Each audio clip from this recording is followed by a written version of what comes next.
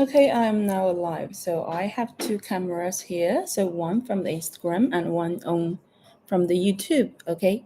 So without further ado, let's get started. Let me introduce. So this is a live session.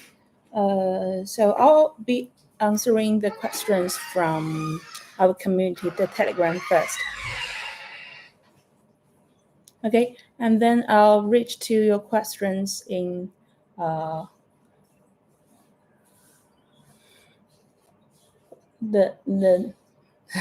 I'll read your questions from the Instagram, okay? Okay, let me get to the first question. Hey, coach, any advice or direction for long-term internal snapping hip on left side? I'm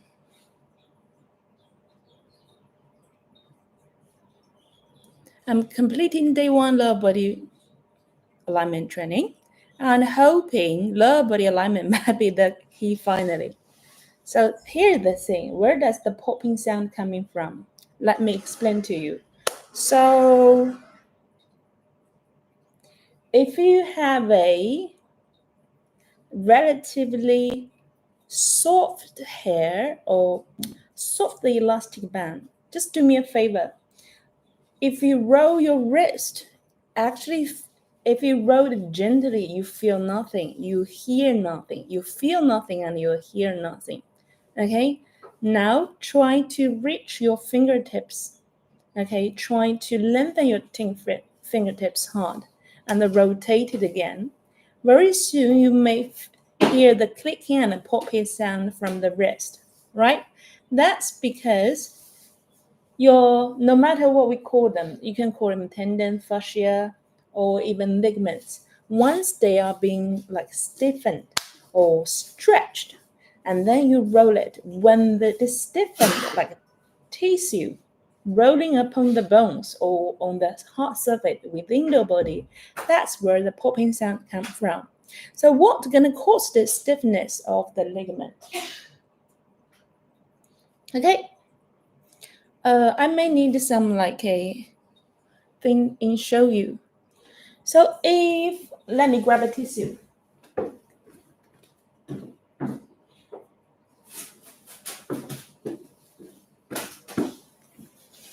Okay, if it's a tissue or the horse tail hair, right?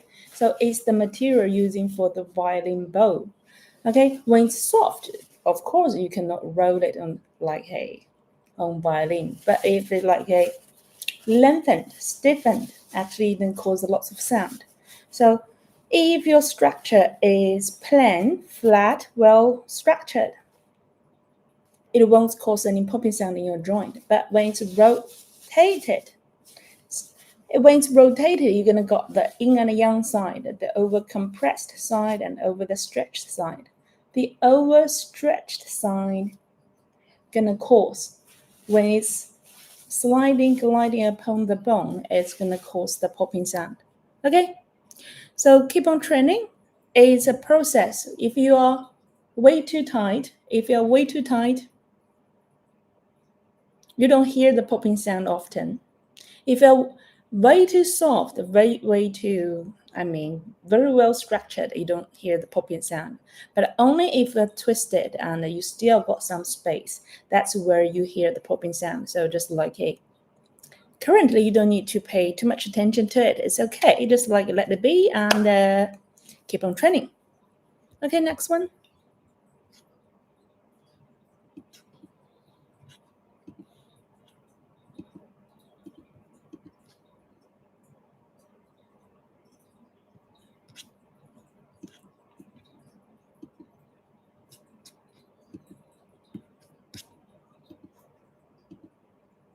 Okay, it's from Oscar Padilla. Hello, I have started a long distance running and have been dealing with tight hamstring. Tight hamstring normally indicating your pelvis is rotating forward and externally. Okay, rotating forwardly and externally. Chiropractor mentioned the muscular imbalance in the glute muscles not being engaged and working efficiently. Unilateral is like bilateral tightness or is like single side tightness. Bilateral tightness, you may have anterior pelvic tilt. Okay, you probably what I describe a hypertonic person, very tight, right? You are very good at propelling, pushing, jumping, but sometimes you are being tight. Okay, so you may have like a both side high foot arches, but if just one side tight hamstring, it might just from your whole lower body might just rotate it. Okay, so it's rotating all the way up from the foot arch to the pelvis. So still, you're gonna train your instead of train your hips immediately. Training hip is effective for a very short period of time. It's short-term relief. Okay,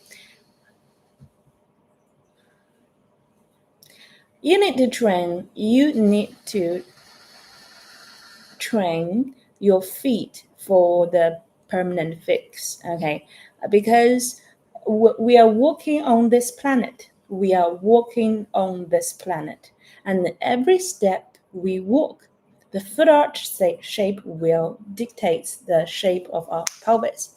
So if you don't fix the structure of the foot arches, I'll tell you very likely, very soon, the hips will get back to this position.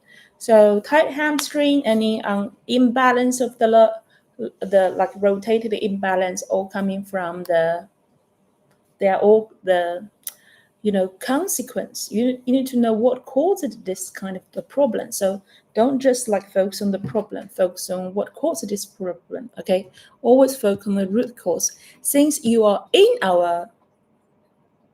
you're from Telegram, so I bet you joined our lower body alignment training, right? So you're gonna train the day 1, day 2. They're very helpful in rebalance the whole lower body. Okay.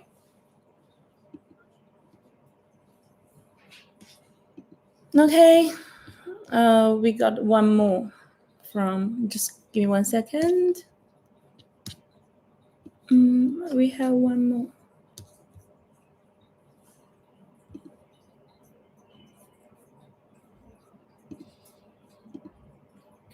Okay, Lisa had asked a question about the exercise SACP2. That's from our movement library. That prescribed to me during your one-on-one with Gabby. I understand that she's moving her ribs by breathing into them while her hands lightly touching and the feet are grounded. I don't get the part where you're shifting forward and backward, readjusting your structure. Because when you are standing position to breathe, that your feet and hands are balanced already? Exactly, no.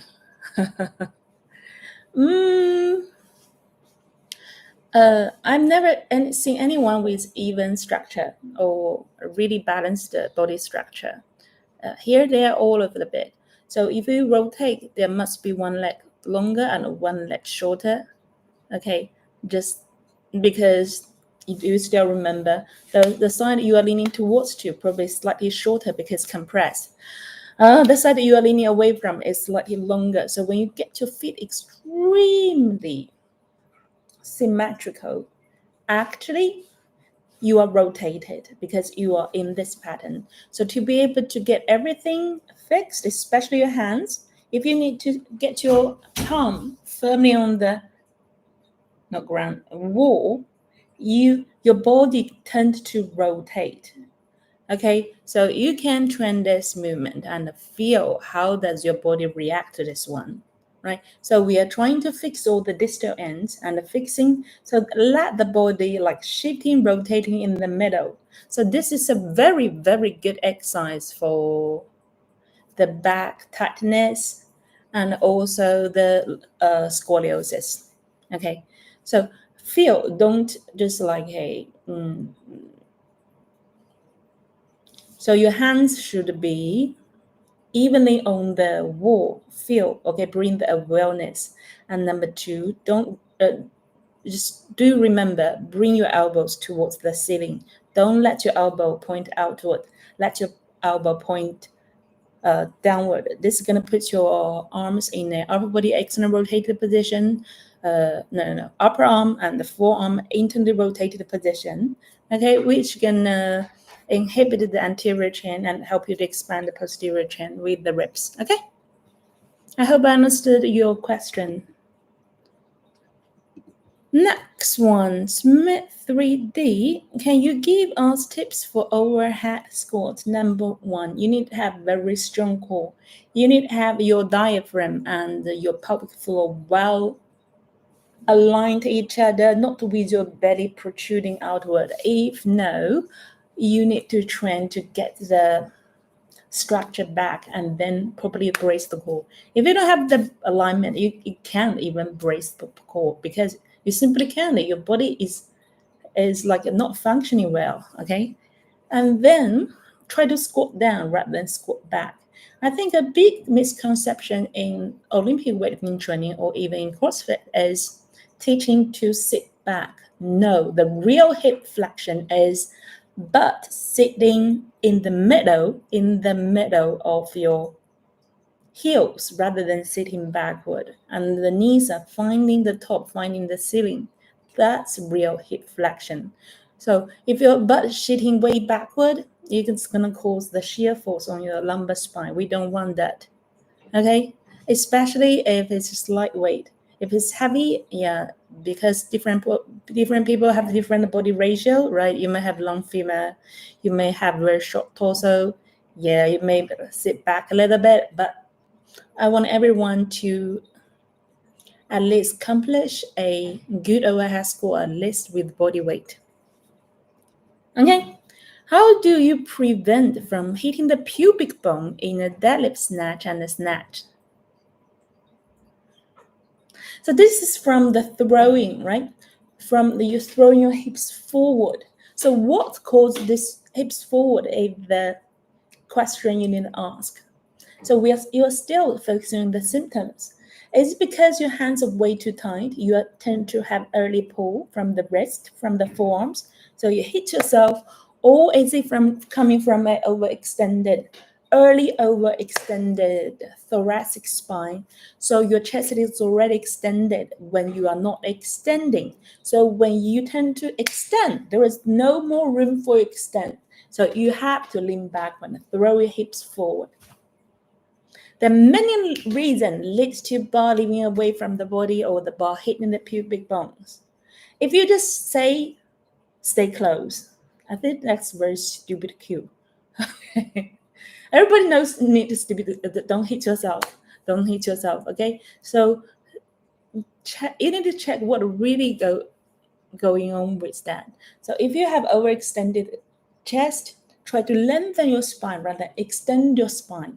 I would say a inhale to your armpit rather than inhale to your upper chest, because that's going to cause a overextended spine, thoracic spine, and get the muscles on your back way too stiff at the early stage. If it's stiff, it cannot contract. Get it? Next two, is it possible to make progress? Is it possible to make progress with only strength training in just 2 to 3 days? Guys, make some quality. Okay, make some like questions with quality. Okay, I prefer you to rest like properly with good rest, with good sleep, with good eating for 2 to 3 days and get to train. Probably you're gonna get more progress than with only strength training in just 2 to 3 days. Is that a joke? That must be a joke. Technically pointless, I see. Country full. My right shoulder is lower than my left arm and also forward. So you might have what we call the anti-clockwise rotation. You can look down as your right pelvis, right hip is more forward. This is going to turn into what we call anti-clockwise rotation. Okay, so if you keep on training your shoulder, pelvis, the symptoms always come back. Okay, and are you right-handed person? Right? Do you always tend to rotate? Use your hands, rotate to the left. What's your working environment? Is your the screen? I have 3 screen now, and my phone is on my left side, so I'm always turning towards the right side. So very likely, if I sit in this position for a long time, I might have anti-clockwise clockwise rotation, right? Because I'm always turning towards the right. But you need to check if you have any like a daily habit, always turning towards the left. If not, it might be coming from the rotation from down below, okay? Next one. How should beginners plan technique and accessory work? Phase by phase, bit by bit. So there is a Chinese saying, you cannot eat into a fat person in one day, right? So if you tend to plan techniques, try to break them down, the set-up position, set up to mid-shin position, mid-shin to about knee position, about knee to mid-thigh position, mid-thigh to the launch point, and then mid-thigh to full extension, everything a little bit, and then you add in step 1 with step 2. Can you combine the floor to the mid-shin to about the knee movement in a smooth way? If yes, and then add step number 3. Okay, I think the major issues for beginners just trying to learn everything so far. Woo! And then you may like just bring the bar into an overhead position, but you don't really understand what was happening behind, right? That's it. Okay, how can I fix my back from rounding during lift? You need to, okay, always 3 layers. Are you way too tight? Number 2, do you have good alignment? And then number 3, do you have control over this alignment? We call it full control over full range of motion. And the movement pattern, have you been well taught, well educated before? Are you leaning forward, or are you just like, hey, flexing your spine? So from these 3 dimensions, are you way too stiff? So there is no way for your hip hinge, right? You have way too tight hamstring, so you can only like bend forward. And number 2, layer number 2, full range over full motion. If you never trained a core, your spine is easily just like flexing, right? That's the second layer. So there are many layers of the this might happen. You need to see which one you are.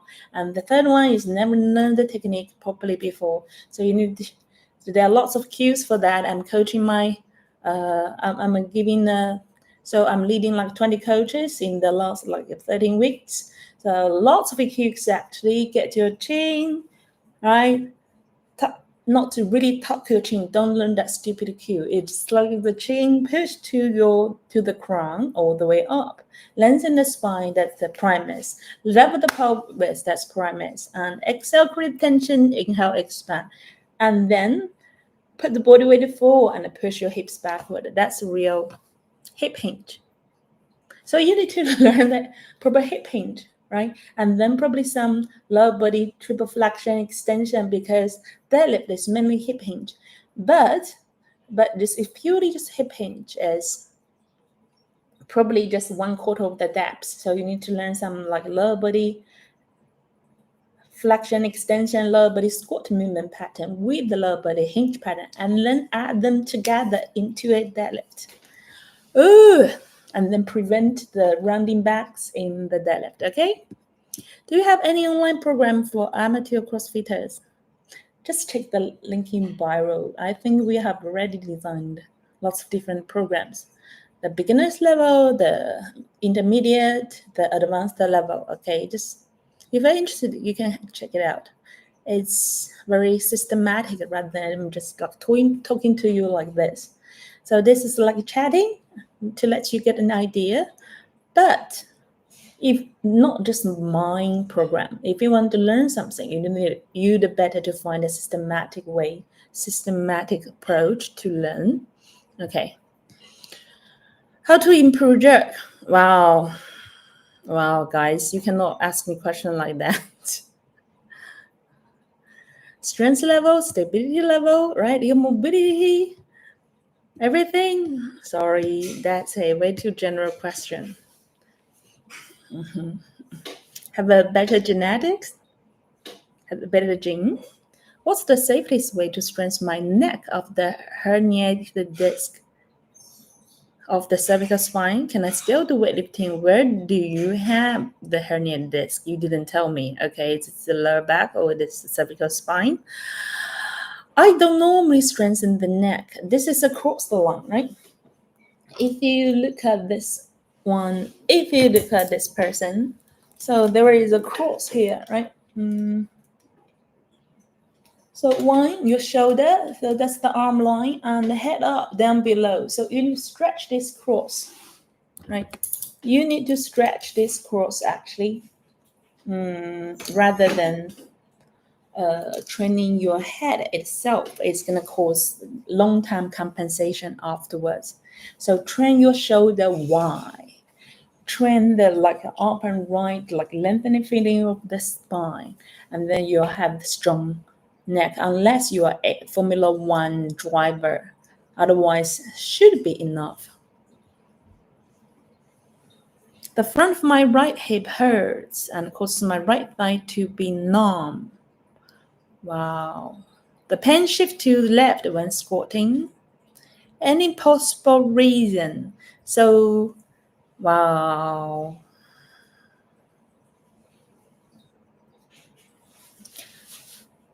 If it's left and right, probably you are leaning towards the right side. I'm just guessing, okay, without ground. So, I'm just like, hey, no, because I haven't seen you really. Probably you are leaning towards the right side when you are squatting down.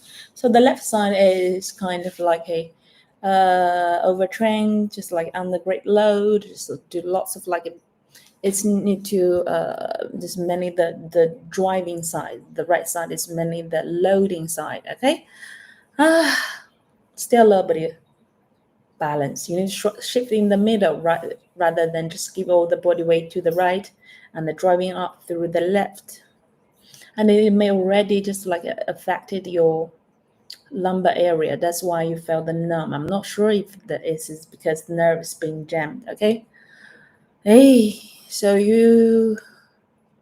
from down below, you need to train your foot arch to be able to balance the body weight. From up, down, you need to train this area to just maximize the speed, the space within the foramen, so the nerves don't get jammed. Okay, so if you have a chance, you can try to join our lower body alignment challenge. I think day 1, day 2 are all very good for your case. Oh, so many. Oh. Wow. Oh my God. So many of the questions. Why is my right ankle still stiffer than my left? Even after foot strengthening.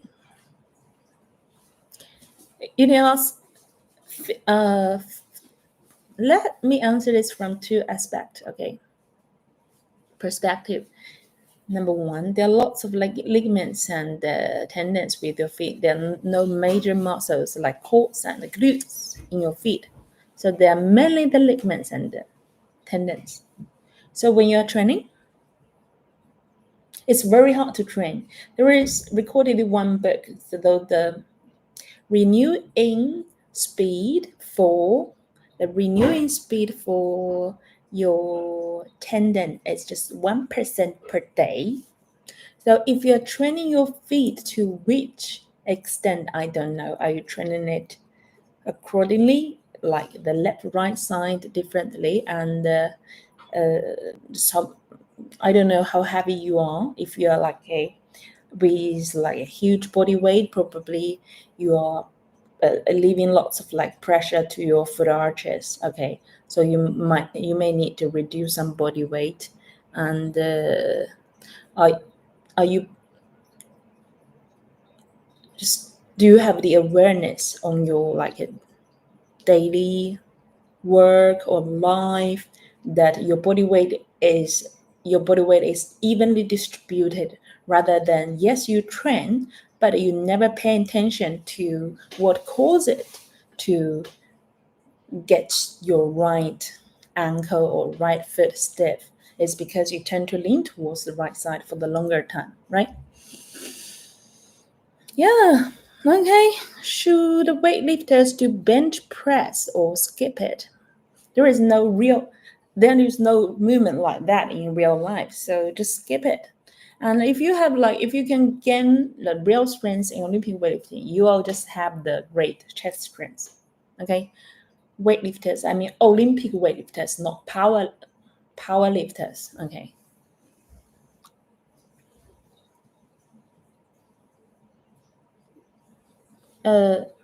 Can you get to the Instagram? I've been trying to purchase the shoulder alignment, but it says that it isn't available. Can you just send a direct message to us?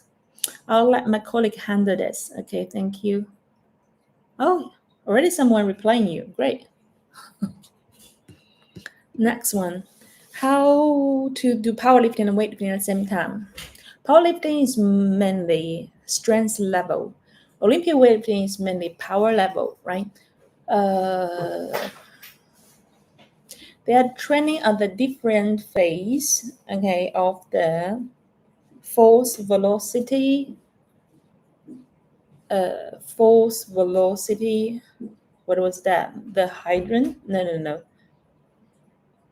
This one. So power, the max power should be around 65%. There are different versions of it. So I believe 65, according to the number that the data that I have, is more accurate. In one direction, 65, the maximum strength is actually where the power sits. And above the 65 to 85%, that's called hypertrophy. About 85% to 100, I think that's called just like a max strength training, right? So powerlifting fall into the category of max strength training. It's slow, but as long as it's heavy, it's okay. So if you just play, I think generally speaking, you need the strength as a base for the power, right? But if you are aiming one, don't choose two because they fall into the category of the different sections. Okay, so you can choose one and do the other one as just like a hobby or like a hobby, right? For good. But if it's just like for your career to choose, you can only choose one. Otherwise, if you train powerlifting, it's gonna slow you down. If you can train Olympic weightlifting, I'm not sure. They also get max strength, right? Yeah. Any tips to stop my upper traps from taking over when I use my shoulders? You overusing upper traps is very likely from the both scapula tipping up and forward. Okay, so in this circumstance, you can only like the lower trap are impossible because they are being overstretched, right? So they're impossible for them to contract at the beginning. And how do you pull the scapula down? If you overuse your arm, you need to reduce tension with the arms. But basically speaking, you need to expand and restore the alignment over here. The lower, like reps from 4 to 7 reps. You need to do lots of breathing exercise to expand. You need to release tension on the arm. So basically, that's the two directions you need to go. Okay.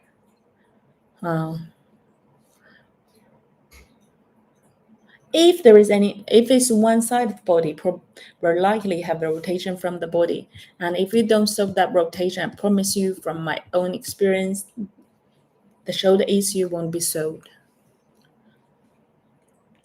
Alignment of the back by doing back squat have a very strong and expanded core. Imagine a balloon, if it's deflated, is easily out of the shape. But imagine a balloon again, if it's fully inflated and then it's anyways round. So how to improve the alignment of the back when you're doing a squat? Exhale, inhale, expand, and hold. Can you give us remedies for low back? If you fix all your lower body issues, your lower back will be perfect. Okay, look, I don't really have I only have lower body alignment challenge, right? And the shoulder and arm alignment challenge. Why there is no lower back tightness, lower back alignment challenge? Guess. Because this is a double X shape in between with the legs. So once the bottom part is aligned, the top part is aligned. Can you imagine? Because nothing there, right? There are no bones. They're just like your trunk is like air pressure system. As long as you can just get the top, hit the bottom in the good position, the part in the middle will be soaked. Okay.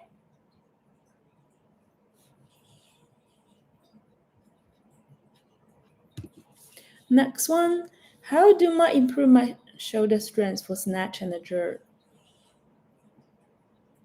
Eccentric training, wider grip, pull-ups, dips, single side lateral row, right? You can find lots of accessory training in Olympic weightlifting, in Chinese team. The seal rows, seal pulls are all very seal pulls. Are very good for your upper back strength. The dips with the weight hanging on your neck is very good for your upper back strength, for your supporting strength, right? Pull-ups, the general back training, I think. And the one arm, the kettlebell or the dumbbell row is very good for the back strength and also rotational force from the lower body to the elbow, okay? My lower back always hurts. What can I do? It's the same question, right? I think I just answered that one. My groin feels tight after squats. If your groin feels tight after squat, you may have very weak feet. Our hips don't get tight during squat. Our hips getting moved. It's very dynamic and very strong in the movement. Where should it be? I don't mean stiff, I mean stable. Your feet are the surface that where we contacting with the floor and hold. So that's where the stability coming from rather than your core. Your core need to be stable to be able to transmit the force from down below to the top to the bar. Okay. So on the one hand, you probably don't know how to flex your hips. On the other hand, your hips might be compensating for some other part of the body. So relax your hip bone when you squat. Relax the joint. I don't mean relax the joint. Giving more space to the joint will actually activate the muscles around that part in a better way. If you get the joint tight, right, it's already tight. So our muscle can generate power because it's from a lengthened position to a shortened position. Then that's what we call a contraction. If already contracted, very tight, and then it contracts again, you don't have that power, right? Is there a safe, science-based way to add weight after an injury?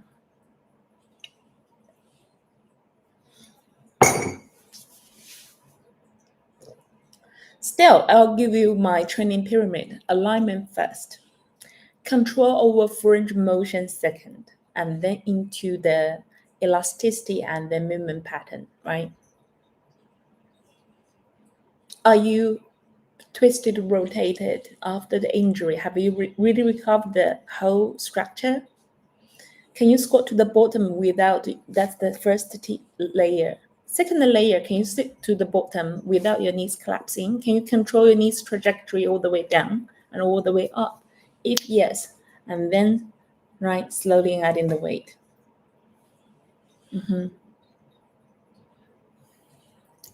Okay, next one. My wrists hurt when I extend them. What rehab exercise can help me? Wrist hurts when I extend them. Train your fingertips.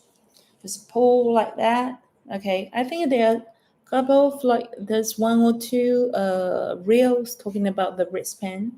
If a wristband here, you're gonna train the first three fingertips. If it hurts here, like T50cc, train these two fingertips.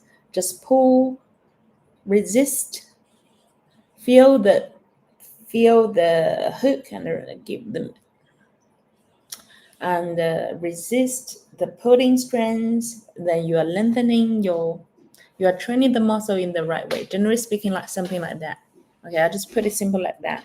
If you have wristband, which means you have very weak hands and very weak fingertips, the force cannot get out the body, so it's kind of being jammed or stuck in your wrist place.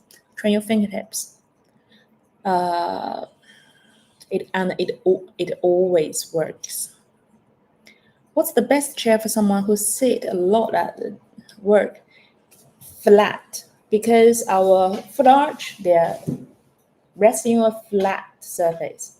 Our sitting bones, they need to sit in a horizontal place, and so does your vestibular, right? This one in something that thing is vestibular, right?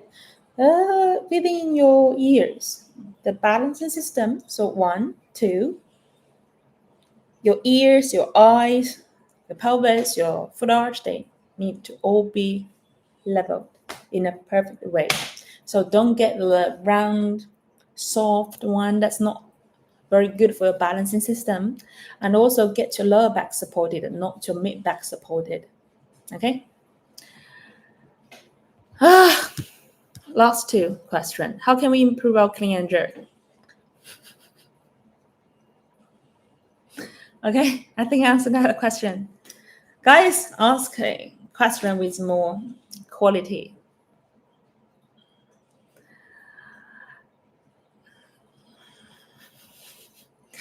Okay. Best core developmental exercise for sport and the deadlifts. Core developmental exercise. You can do some dead bug, right?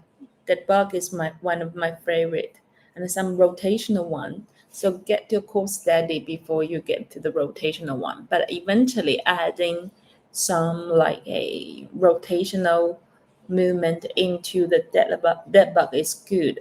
Dead bug is the one like activating your transversus abdominals, right? And then that's the deepest layer. We have 3 layers with our abs mainly. Transversus ab can be seen as the most internal one. In the middle is the external obliques and internal obliques. So when you rotate, you try to activate them in a pair in a different direction, which is good. Okay, the least favorite one is the sit-ups. Best core development. So some dead bugs with your trunk, with your core, properly braced and full of air, full of right tension is the one that I like. The ones that I like. Okay, I think that's all the questions that we have. Let me close this. Can I close this?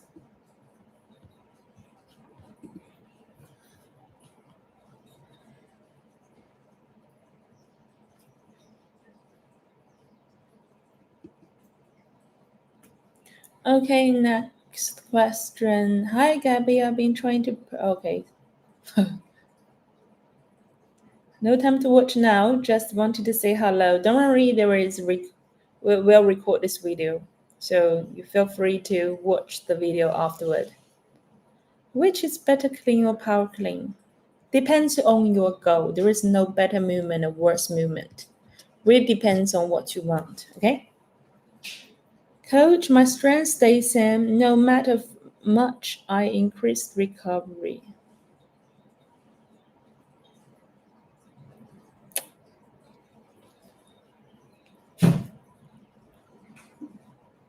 How much I increased recovery?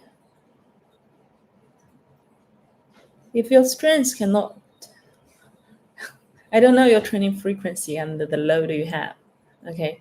But if you cannot increase your full strength, don't test 1 RM. You can try to have like a 5 reps, 5 sets, or like around a 6. Try to increase hypertrophy first and then strength and then hypertrophy, right?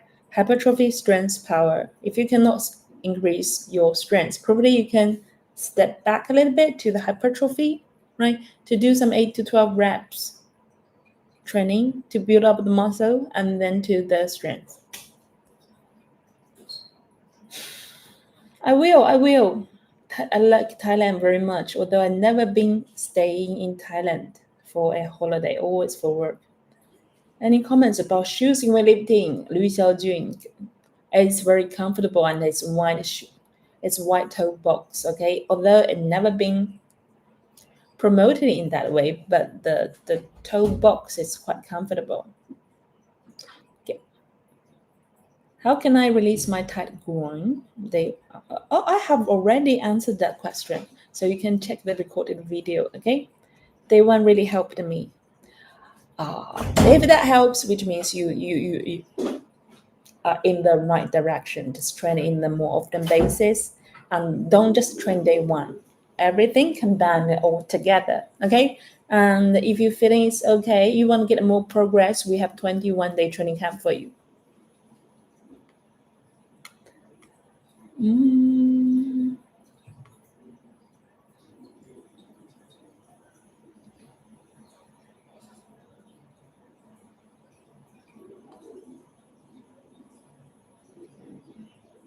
Arms fall forward with overhead squat. It's probably not because any problem with your arm. It's probably because you are sitting back. You are sitting back is probably because you have very weak ankles. So it's all chain reaction. You need to find like a which link, like the problem happening in which link, and then you can solve the problem. So if your hands always fall forward, don't, because your hands, okay, rarely come from the hands. Is this because you are sitting way too back, so something need to fall forward? Or is it real hip issue or the ankle issue? That's it. So let me make a conclusion. Never ever look at the symptoms. Try to be the Sherlock Holmes in analyzing your body's problem. When you look at the dead body, right? So Sherlock Holmes is very good at deducting and finding who is the murderer. And when you look at your own problems in your training or in your body, you need to be that Sherlock Holmes as well to deduct where the problem coming from. Because our body is very long, right? It's very long. So look down below until to the foot and then find where the problem really happened. Okay.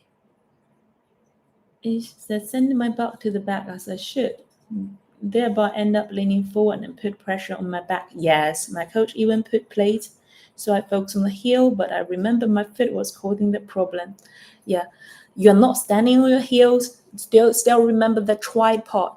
They are both of feet and the heel, so don't stand on your heels. Your heels have static strength. Is kind of the structure, no difference from the wall or pillar. It's supporting, but if you want solidly on the floor, both of feet, we call them first metatarsal, fifth metatarsal, or the big toe ball and the little toe ball, right here and here. That's our foot arch, okay, right below the navicular bone, somewhere here. So 1, 2, 3, are you evenly distributed or firmly grounded through these 3 points? Is the question you ask. Don't lean towards any side. Don't lean forward way too much. Don't lean backward way too much. Because you're gonna lose the solid structure with the tripod. Okay, that's the last bit of today's live session. Thank you so much for coming today. Okay, hopefully see you at the same time next week.